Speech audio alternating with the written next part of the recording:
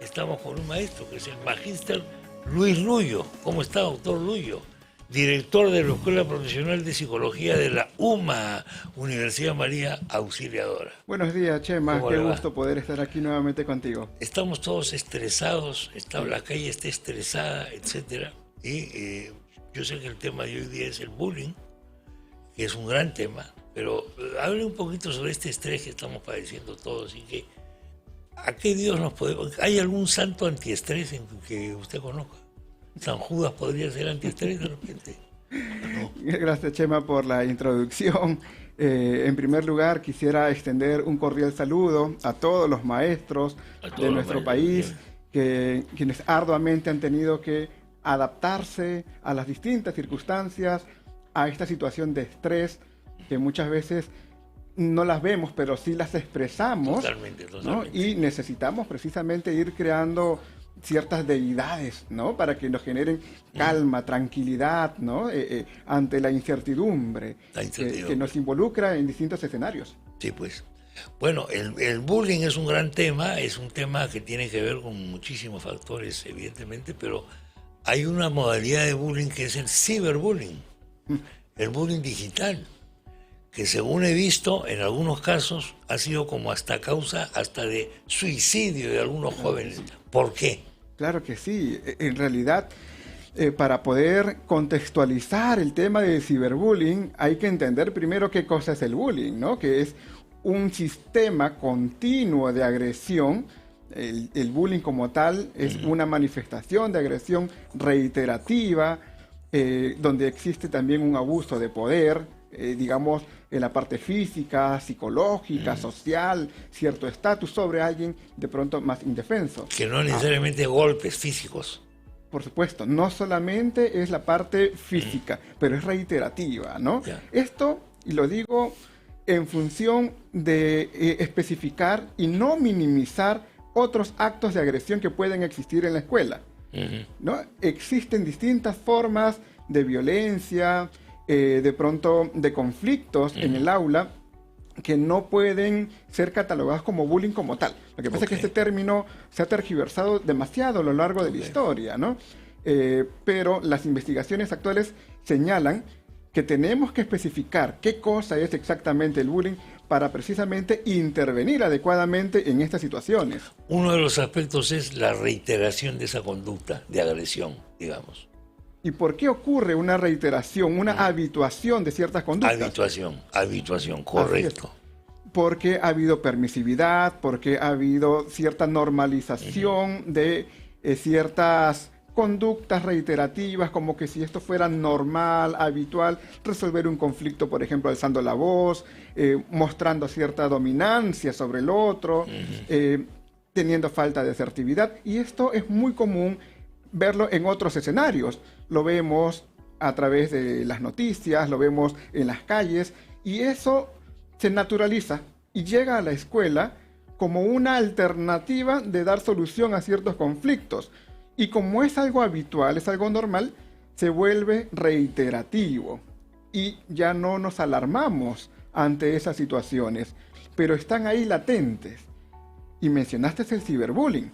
Sí. Que precisamente es una situación mucho más compleja, porque en algunos casos sí se puede detectar al agresor, pero frecuentemente no es así, porque se inventan cuentas, es decir, hay un anonimato de por medio. Un cambio de identidad. Cambio de identidad. Pones un perrito en lugar de tu cara, cosas de ese tipo. Exactamente. Y ya no sabemos quién es y cuáles, digamos, las condiciones en las que se puedan presentar estas agresiones, que pueden ser muchas veces ocultas a los adultos, a los padres, a los profesores, y que están ahí. Y a veces los escolares, los niños o los adolescentes tienen temor de compartirle a algún adulto sobre lo que están sintiendo, y esa vergüenza, esa tristeza conllevan precisamente a ciertas ideas sobre cómo abandonar ese escenario virtual, y llevan precisamente a estas situaciones tan trágicas y dramáticas. Podrían llegar a un estado depresivo pre-suicida, por ejemplo. Sí. Que hay ciertos indicadores que podríamos ir descubriendo cuando un niño, por ejemplo, está en una condición de depresión que es distinta a la de un adulto, Sí. que el adulto puede expresar, ¿no? Yo me siento triste por tal motivo. Muchas veces el niño no lo hace, pero va a expresar esa depresión o esa tristeza mediante otros indicadores, como el cambio de conducta de lo que normalmente desarrollabas, más timidez, inseguridad, ¿no? Y comienza ya luego a idear, ¿no? Situaciones o formas de cómo escapar de esa situación tan dura. ¿Bien? Entonces sí, hay ciertos indicadores que nos permitirían detectar esas ideas, ¿no? De suicidio, por ejemplo, ¿no? Pero que a veces no estamos muy atentos. No, no estamos atentos, no nos damos cuenta. El profesor tiene una responsabilidad acá, pero al mismo tiempo, en defensa de él, habría que decir, tiene que ver a demasiados alumnos, no se puede estar fijando en cada quien. Sí. Necesita un tipo de sensibilidad especial el maestro para darse cuenta de esto, me imagino. Sin duda, a lo largo de estos últimos años han existido muchas capacitaciones a los maestros en nuestro país respecto a la detección, ¿no? De estos casos de violencia, de acoso en las escuelas, porque normalmente vemos el acto de agresión en su momento, ¿no? Vemos que cierto escolar agredió a alguien y llamamos la atención, pero no nos preocupamos por qué fue lo que generó ese conflicto, es decir, cuál fue el antecedente, y tampoco nos preocupamos en cómo se resolvió, porque a veces los profesores dicen, ok, ya nos damos la mano, pero luego detrás vas a ver a la salida. Claro, por supuesto. ¿No? Y cómo poder identificar esas situaciones que dentro del contexto escolar podrían generarse pues estos fenómenos que también implican la salud mental, el bullying. Vamos a la parte víctima, punto de vista de la víctima. Yo puedo ser víctima de bullying de una colectividad, pero también de un solo individuo. Por supuesto. Que me puede hacer una sola persona, que de alguna manera me tiene sometido, me tiene dominado. Sí. ¿Qué se requiere para esto? Sí.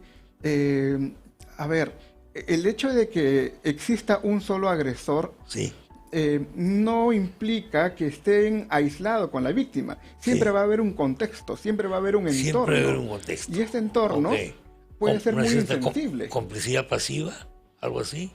A ver, las conductas son expresiones sociales. Sí. Toda conducta es una manifestación social. Okay. Y si, por ejemplo, yo me pongo en un rol de agresor y busco someter a alguien en particular, esta conducta va a estar ligada a lo que los demás puedan permitir, opinar. Entiendo. Entonces, no es una sola situación de tú a tú, sino que en realidad soy yo como agresor con un entorno que me lo ha facilitado, me ha permitido de alguna manera demostrar esa dominancia a una víctima y que precisamente hay características en esa víctima también que atender. En ambos casos requieren una atención por la falta de sensibilidad en el caso del agresor, pero también en las respuestas. Y aquí viene el tema de la defensa también, ¿no? Sí. ¿Cómo defenderse, no? ¿Cómo decir? El agresor, ¿qué necesidad satisface al ser agresor?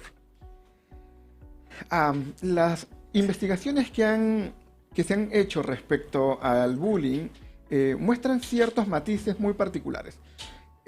Por lo general, el agresor hay cierta insatisfacción en la expresión de sus emociones. No puedo expresarlas abiertamente y busco canalizarlas a través de ciertas conductas agresivas o dominantes, ¿no? Por otro lado, hay también ciertos factores vinculados al género.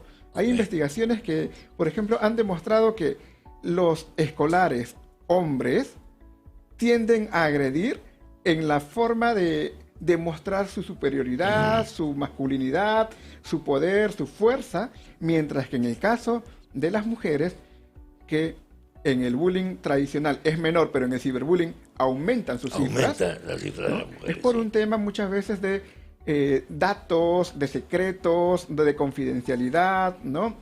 Más que demostrar una dominancia como el caso del hombre, ¿no? Cada uno utiliza lo mejor que puede de sus virtudes, entre comillas, digamos, para agredir, ¿no? Y es precisamente, esa es la gran necesidad del fortalecimiento de las competencias socioemocionales en las escuelas, porque hay virtudes, hay capacidades en los escolares, en los maestros, pero no le damos la debida importancia en el desarrollo de esta asertividad. ¿Qué necesito yo como maestro para descubrir esas capacidades que no salen a simple vista? Vamos a plantearlo en dos escenarios, ¿no? El escenario en una modalidad presencial, como ya está instaurado durante este año en las escuelas, en la que tiene que existir experiencias de compañerismo, experiencias de saber de pronto compartir lo que tengo o lo que no tengo, es decir, esta sensibilidad de la empatía con el prójimo y que se puede trabajar desde la escuela, ¿bien? Y también el otro escenario virtual o remoto, porque también ha sido ahí una gran limitante. El maestro no siempre puede ver todo lo que ocurre alrededor del escolar que está conectado en una pantalla y que seguramente existen otros factores, otros elementos que puedan dificultar esa interacción y pueden llevarle a una hostilidad, ¿no?, virtual o remota. Y aquí hay otras estrategias participativas, hay que crear productos en común, buscar estar orientados a ciertos propósitos de manera conjunta. ¿Cómo logramos que nuestros escolares en el aula puedan crear, puedan producir, pero no decir yo lo hice, sino lo hicimos juntos, ¿no? Este sentido de trabajo de comunidad es la que precisamente va a disminuir estas diferencias, ¿no? Y va a permitir más bien un aula más armoniosa, un aula de pronto que pueda tener más empatía. Más empatía, difícil a veces de producir empatía o de reconocer que uno necesita ser empático, inteligencia emocional, empatía, etcétera. Los padres, ¿que son víctimas o son culpables en este esquema de bullying cibernético sobre todo? ¿No? Qué complicada la pregunta, pero en realidad hay cierto grado de responsabilidad en los padres. Hay responsabilidad. ¿No? En la experiencia he podido trabajar, por ejemplo, con algunos maestros que dicen, hay padres que vienen, matriculan a sus hijos y ahí los dejan hasta el final de año y luego reclaman de por qué ha desaprobado, ¿no? Porque hay cierta negligencia, abandono por parte de la familia. Hay docentes que me han dicho, por ejemplo, los padres creen que la escuela tiene que encargarse de la educación y de la formación. ¿Y cuál es la diferencia en el rol de la formación en la escuela y de los padres? Por lo tanto, sí, hay un gran sentido de responsabilidad por parte de los padres. Recordemos que los padres, las familias, es el grupo primario, sí, donde se aprenden precisamente esas estrategias para solucionar conflictos.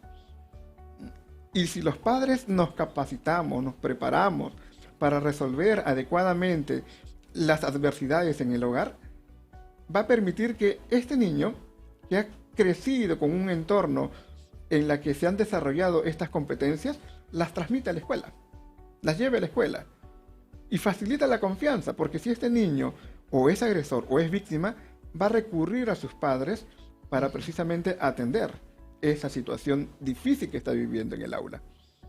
Cuando no ocurre esa responsabilidad en el hogar, el escolar no tiene a dónde recurrir.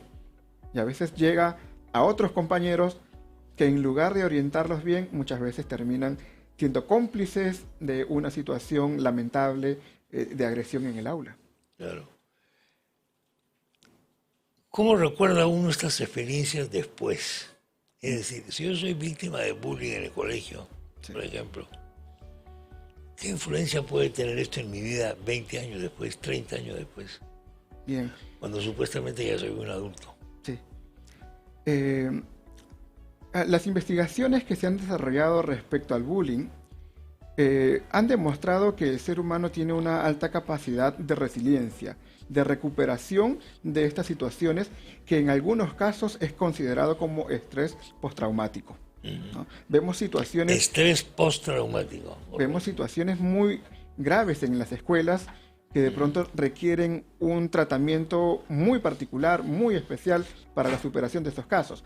Pero en aquellos casos donde no se ha llegado a cierto nivel de gravedad, sin minimizar la situación, por supuesto, sí de pronto lleva cierta aflicción, cierto dolor, ¿no?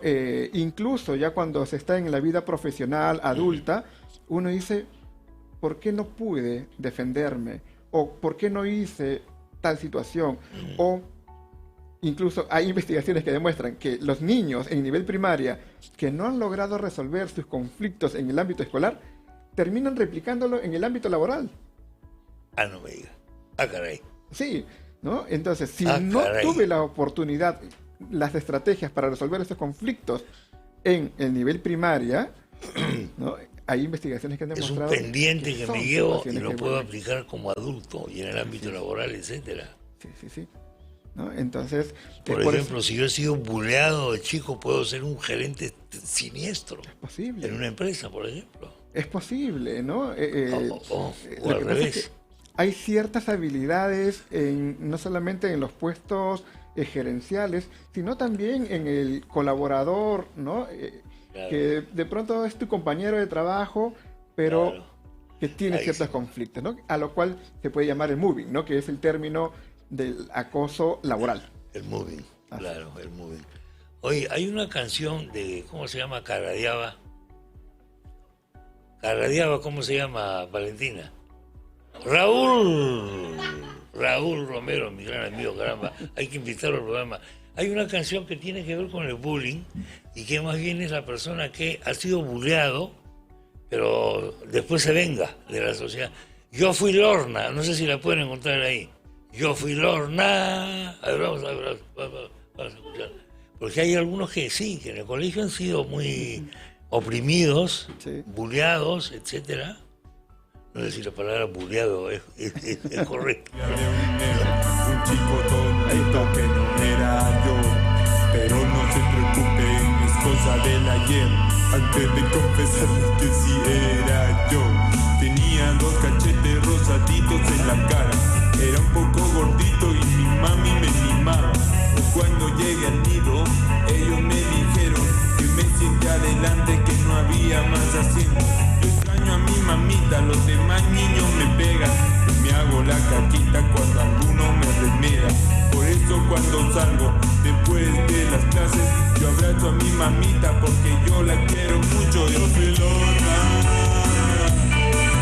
Yo fui Lorna. Gran canción.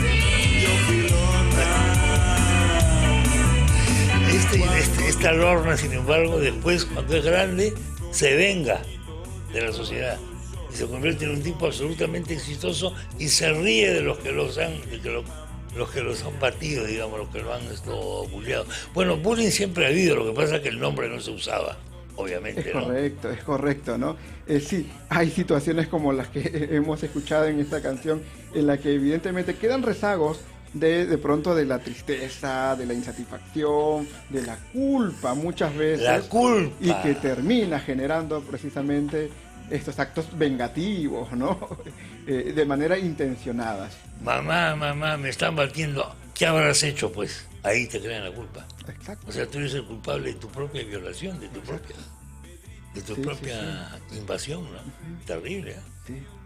Sí, y Terrible cómo se sufre, ¿eh? No es por excusar, pero a veces los padres también no saben cómo afrontar esas situaciones. No saben, claro. Entonces, Se desesperan, hay, ¿no? hay una desesperación de por Se medio. desesperan, lloran. Las mamás lloran, el papá dice que he hecho mal, ¿no? En momentos.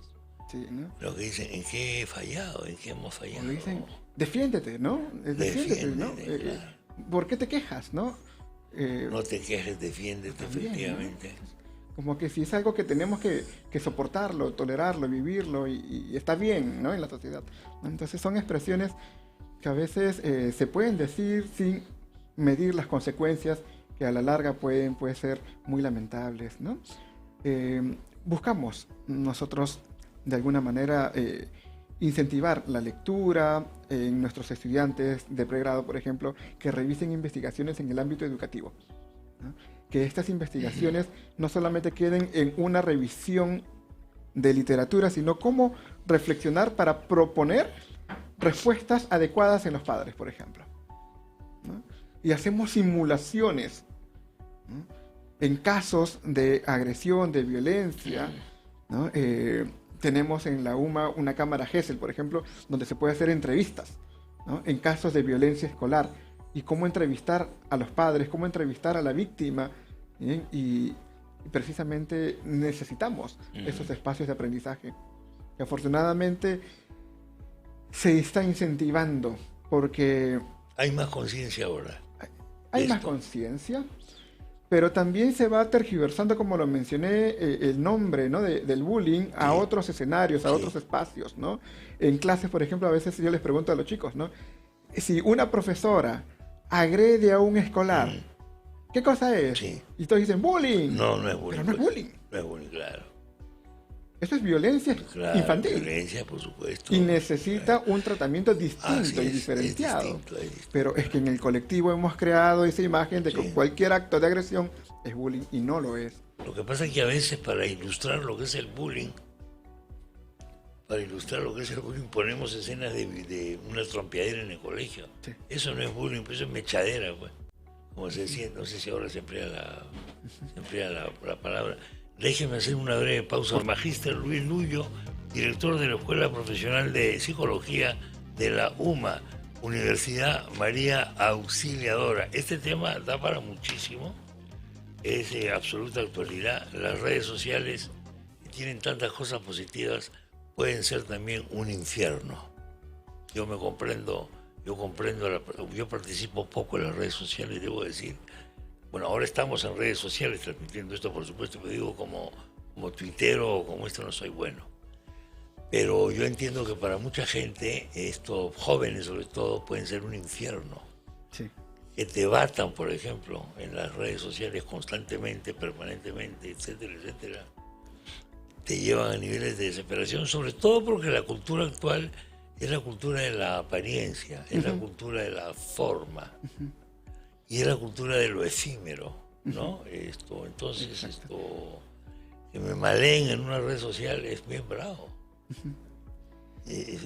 Antes, las expresiones verbales eran transmitidas como alternativa a través del papel, ¿no? Una carta, un papelito, y decían, ¿no? El papel lo aguanta todo, lo soporta todo, puedes expresarlo ahí y lo llevas al destinatario. Ahora las redes sociales, ¿no? Digitales, virtuales, se han convertido precisamente en esta plataforma en la que uno puede expresar muchas veces sin medir consecuencias de que existen ciertos mecanismos de seguridad en estas aplicaciones para que se pueda restringir de alguna manera el contenido, pero esto también sabemos que en la redacción se pueden cambiar ciertos términos, pero al final sigue teniendo el mismo objetivo, que es lastimar, herir, encubrirse a través de un seudónimo, una cuenta falsa, y precisamente lograr, ¿no? Lastimar, dañar, ¿no? He conocido experiencias muy lamentables en algunos colegios de escolares que han sido víctimas de este ciberbullying, ¿no? Y que han tenido que buscar, lamentablemente, cambiarse de colegio porque un mensaje se viraliza. Ese es el tema actual. La viralización es el gran tema actual. En este caso, por ejemplo, llegó todo el colegio, ¿no? Y la estudiante era mirada, observada, acusada, señalada por ciertos contenidos. Se cambió de colegio, ¿no? Se fue porque no soportaba ese escenario y a los pocos meses el colegio se entera de esa publicación y se volvió a viralizar. Y la niña decía, ¿qué hago? Ya no quiero, ¿no? Y es lo que conversábamos en la primera parte. Viene la depresión, vienen estas ideas de cómo abandonar esos escenarios, ¿no? Abandonar esos escenarios. Y que es muy difícil salir de un escenario en el cual estás abandonar, ¿no? El escenario que es este mundo traidor, bueno, me quito. Así es. A través del suicidio. Y precisamente... Que vislumbro como un alivio. ¿Y de dónde vienen esos mensajes? Por lo general son de las personas cercanas a ti. Claro. Por lo general son de tus compañeros de carpeta o los que tienes más cercanía, más frecuencia, ¿no? Y son ellos en quienes uno podría confiar, terminan siendo los agresores, los que han traicionado esa confianza y agudiza aún más el sufrimiento, ¿no? Una cosa es de alguien extraño que por ahí puede hablar, ¿no? Ciertas situaciones, a ciertas cosas, un desconocido, Sí. pero otra cosa es Lo cuando puedo es entender. tu compañero, Claro. ¿no? De carpeta, y uno esperaría más bien un mejor trato, y al final terminamos en una situación que agudiza esta crisis de relaciones interpersonales, ¿no? Cómo manejarlo. Y precisamente para evitar esta crisis es la que se inventan, ¿no? Estas cuentas, se esconden en este anonimato. ¿Por qué? Porque hay un acto de cobardía, de alguna manera, Sí, claro. ahí, y no saber cómo afrontar esta situación, ¿no? Cómo manejarlo. Entonces, ¿qué hacer, en todo caso, frente a estas manifestaciones? Desde el punto de vista educativo, por ejemplo, sabemos que por protocolos del Ministerio de Educación, el agresor no puede ser separado del colegio. Ujú. Y muchos padres reclaman, ¿no? Que se vaya, ¿no? Pero Ujú. por protocolos del Ministerio de Educación no se puede expulsar al escolar. Pero hay ciertas estrategias en las cuales deberían de seguirse implementando. Comparto una porque es de interés de salud pública. Sí. Hay centros de desarrollo juvenil, centros de desarrollo de habilidades en las comunidades, donde permiten a estos estudiantes, a estos escolares que tienen llamados problemas de conducta Ujú. o son agresores, Sí. y que no pueden ser expulsados, pero sí se les puede condicionar de pronto a que participen en un conjunto de talleres de socialización, de adecuación, de adaptación, de regulación, de aprendizaje y la gestión de sus emociones, para que puedan ser incluidos, ¿no? Nuevamente en su escenario escolar que le corresponde. Pero muchas veces estos espacios en los cuales, por ejemplo, tengo un profesor muy querido, el profesor Jorge Mendoza, que es psicólogo social comunitario, quien dirige uno de estos centros. Sí. Y cuando yo estaba en formación universitaria, me dijo: Luis, vamos para allá, Sarita Colonia, hay colegios donde quieren expulsar a todos sus estudiantes, pero nosotros tenemos aquí un espacio donde podemos desarrollar talleres para estos escolares. Es un tema de salud pública, Es un en la tema de cual salud de pública, pronto claro. podríamos gestionar iniciativas para atender a estas personas, a estos escolares, a estos niños, en sus momentos de pronto de crisis, y cómo ayudarlos a afrontar. Por supuesto, las víctimas también necesitan espacios de escucha, de orientación, de ayuda, reducir la culpa, como lo mencionamos hace un momento, y para ello la familia, la escuela son sus principales escenarios de soporte, de ayuda, ¿no? De escucha. Hay conflictos que a veces no los pueden compartir a los padres, por vergüenza, por temor, qué dirán, ¿no? Entonces sí, hay que aliviar un poquito la calma, los papás, los adultos que nos pueden estar viendo, escuchando, y de repente se puedan sentir identificados con estos casos. Mi hijo es víctima de acoso escolar. Si yo soy padre de familia de un hijo que es un burleador, ¿lo acepto o no lo acepto? Si me dicen, mira, tu hijo o su hijo, señor, está haciendo y esto, y esto, y esto, y esto, y esto. No, mi hijo no puede hacer eso porque es mi hijo, pues. Que serán las malas juntas o usted que no sabe enseñar. Puede existir la negación en un primer momento, ¿no? Y la excusa, ¿no? De ciertos factores, o que lo han hecho, de repente lo han provocado. Pero es innegable la situación de pronto de trabajo con el escolar y con la familia. Los principales sensibilizadores, en este caso, vendría a ser la misma escuela y el personal del departamento psicopedagógico, ¿bien? Que tienen que citar y tienen que dialogarlo.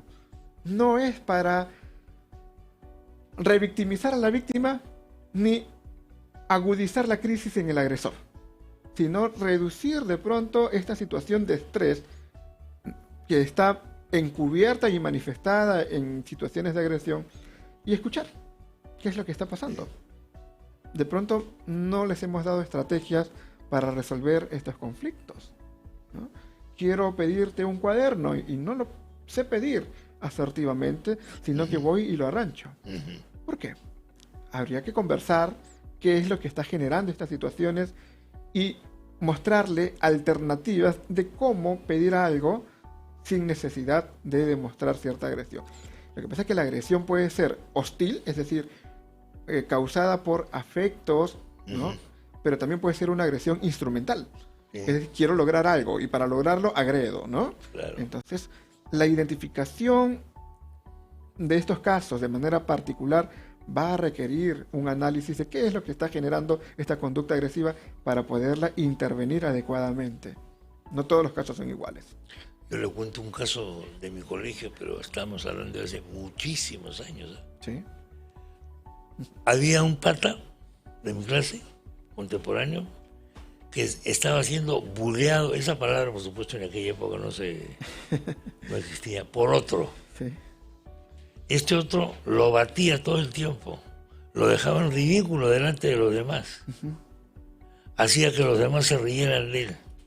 Hasta que un día este buleado no se aguantó y le metió un combo al otro chibolo.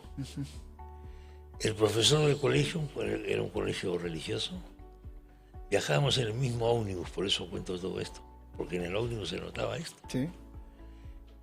Llegó al día siguiente con 2 pares de guantes de box y se los entregó a los 2. Y se pelearon con reglas. Box. No trompeadera, con reglas. Ese fue aparentemente un santo remedio. Porque de alguna manera después de eso se calmaron las ánimas. Los ánimos de ambos. En fin, no lo estoy proponiendo como una recomendación. Sí, pero entiendo lo que ocurrió en ese momento. Sí, sí, sí. Y efectivamente fue una estrategia que seguramente funcionó en un caso muy particular, en un contexto regulado, con ciertas normas. En un contexto regulado, correctamente. Pero no lo podríamos plantear como una estrategia que vaya a solucionar, ¿no? las situaciones actuales. Pero ¿no? Interesante. Pero, ¿qué pasa? Es que precisamente, ¿por qué se permite la violencia? ¿Por qué se permite la agresión? Porque no hay un control, porque no hay quien supervise. Pero cuando encontramos a alguien que puede funcionar como árbitro, ¿no? Claro, mediador. Entonces, estoy hablando con el doctor acá, cosas muy interesantes. Me dice, vamos a comerciales. Está bien, yo sé que tengo que ir a comerciales, pero esta parte es vital, doctor. Vale. Oiga, no nos dejan acá. No hay problema. No nos dejan, acá hay un punto. Vamos a ser asertivos en todo caso y lo permitimos. Muchas gracias, doctor, por la visita. Muchas Saludos gracias a la UMA, Universidad María Auxiliadora. Muy